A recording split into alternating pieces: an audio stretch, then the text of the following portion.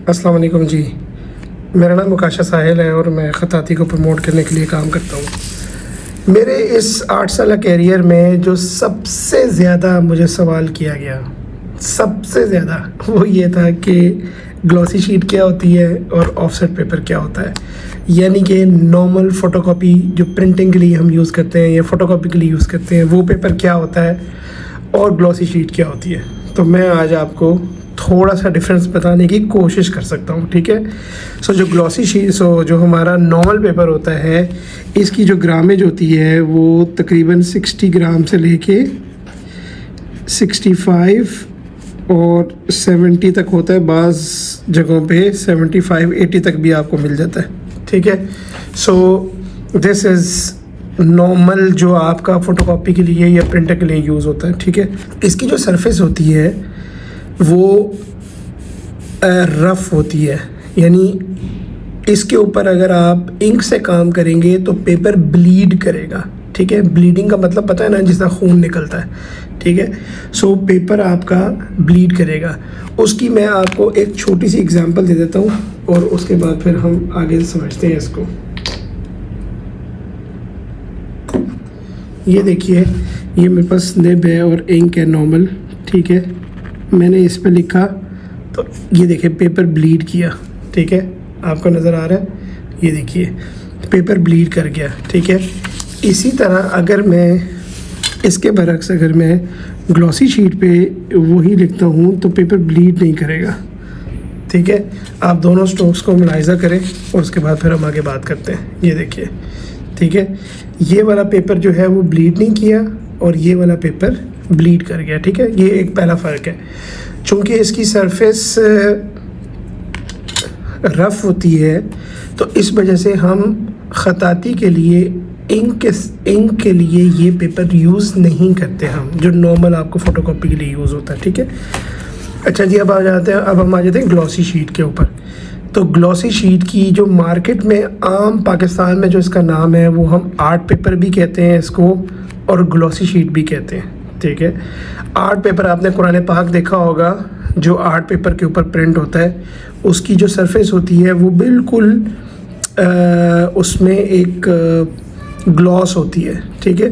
दो फिनिशेस होती हैं, एक ग्लॉस होती है और एक मैट फिनिश होती है। ग्लॉस में थोड़ी सी शाइन होती है, मैट शाइन के बगैर होता है, लेकिन इसके ऊपर कोटिंग होती है और इसकी जो ग्रामेज होती है वो 75-80 से लेके आप 75 से लेके आप समझ लें कि पाकिस्तान में नॉर्मली 100 ग्राम या 110 ग्राम 120 ग्राम तक मिलता है आपको, फिर 130 और 150 तक जाता है ये, ठीक है। इससे जो ज़्यादा आगे जाते हैं वो फिर आर्ट कार्ड में आ जाते हैं। आपने देखा होगा, अगर आप किसी भी स्टेशनरी शॉप में जाएं उनसे कहेंगे मुझे आप आर्ट कार्ड दें, तो आर्ट कार्ड जो है उसकी जो ग्रामेज है आप उससे पूछेंगे ग्रामेज, तो वो तकरीबन 250 ग्राम से लेके 350 ग्राम के बीच में होता है, ठीक है। अब ये इसके ग्रामेज कैसे वो मेजर करते हैं, उसमें एक इंटरनेशनल फार्मूला है जिसमें एक कंपास को कट करके यानी पेपर को कट करके तो वेट मशीन पे रखा जाता है। वो उस पर इतनी डिटेल जाने की ज़रूरत नहीं है। हमने सिर्फ ये समझना है कि कैलीग्राफी के लिए हम जो पेपर यूज़ करते हैं उसकी ग्लॉस फिनिश होनी चाहिए। यानी आप ये हाथ पे, मैं अभी ये फिंगर के साथ इस तरह कर रहा हूँ तो मुझे महसूस हो रहा है कि ये एक स्मूथ सरफेस है और ये एक रफ़ सरफेस है, ठीक है। आपने जितनी भी अपनी प्रैक्टिस करनी है वो आपने ग्लॉसी शीट के ऊपर करनी है। अब हम चलते हैं कलम के साथ, थोड़ा सा इसको मैं आपको एक तजर्बा करके आपको बता देता हूँ। देखिए, ग्लॉसी शीट के लिए नॉर्मली हमने जिस तरह इंक के साथ लिया तो देखें कैसे आराम से वो नीचे तक आ गया, ठीक है। और मैंने कुछ भी ऐसा नहीं किया, कुछ भी स्पेशल नहीं किया। ये मेरे पास नॉर्मल इंक है, ठीक है, 250-300 वाली, ठीक है। और मैंने इसको लेके तो इसके ऊपर मैंने सिंपल स्ट्रोक लगाया या सिंपल लाइन लगाई है, तो आपके सामने उसका रिज़ल्ट है। या इस तरफ भी अगर मैं उसको लगा रहा हूँ तो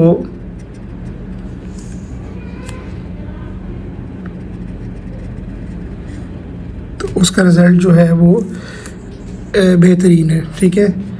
उसके बरक्स अगर हम ग्लॉसी शीट जो हमारी ऑफसेट पेपर है, ऑफसेट यूज़ करते हैं, तो ये देखिए उसी तरह मैं इंक ले रहा हूँ, लेकिन यहाँ आके इंक ख़त्म हो गई। ठीक है, इसका फ़र्क देखें और इसका फ़र्क देखें। यहाँ से लेके यहाँ तक लाइन स्ट्रेट चलती रही, ठीक है, ये यहाँ आके ख़त्म हो गई। समझ रहे हैं आप?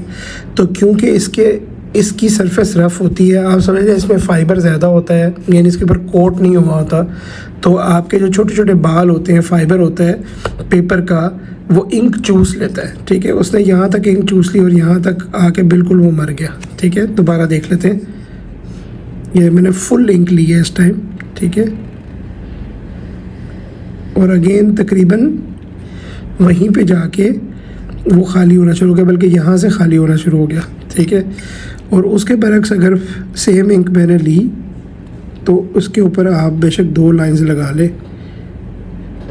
एक ये आपके सामने, और ये देखिए यहाँ आके तकरीबन हमारी ख़त्म हुई, यानी कि ये फुल लाइन, और फिर यहाँ तक भी इसको कोई मसला नहीं हुआ। लेकिन सेम इंक जब मैंने ली इसके लिए, तो वो यहाँ पे आके ही वो ख़त्म हो गई।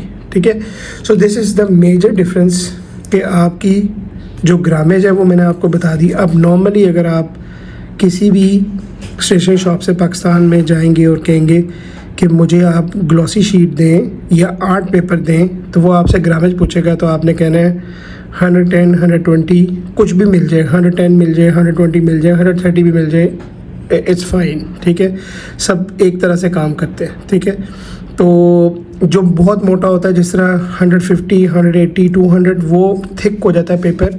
आप देखें, इसकी आप थिकनेस देखें, आपको अंदाज़ा हो जाएगा, और आप इसकी थिकनेस देखें तो आपको फ़र्क नज़र आ जाएगा। जो 150 से ऊपर पेपर है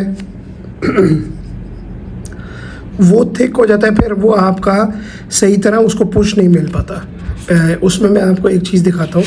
जिस तरह मेरी ये जो इसको हम कहते हैं ज़ेर मश्क। आप मेरी फिंगर देख रहे हैं तो ये थोड़ी सी दब रही है, क्योंकि इसके नीचे फोम है। ठीक है, सो ये मेरी फिंगर इसलिए प्रेस हो रही है क्योंकि इसके नीचे फोम है।